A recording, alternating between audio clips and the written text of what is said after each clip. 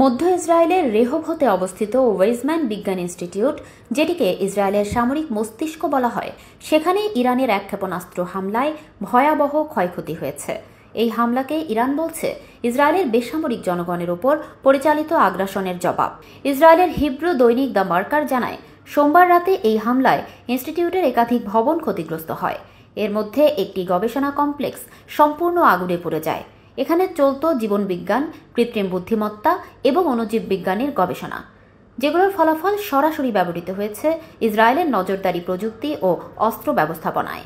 বিশেষ করে Gaza, Lebanon, Yemen ও ইরানে চালানো সাম্প্রতিক হামলায় এই ইনস্টিটিউটের প্রযুক্তি ও গবেষণা ব্যবহার করা হয়েছে বলে দাবি করেছে ইরান। নজরকাড়া একাধিক গবেষণাগার গুড়িয়ে গেছে। এর মধ্যে অন্যতম ছিল অধ্যাপক এলদাদ জাহর পরিচালিত কোষ জীববিদ্যার গবেষণাগার এবং অধ্যাপক এরান সেগালের এআই ল্যাব, যেখানে যুদ্ধক্ষেত্রে রিয়েল টাইম সিদ্ধান্ত গ্রহণের জন্য নজরদারি অ্যালগোরিদম তৈরি করা হতো।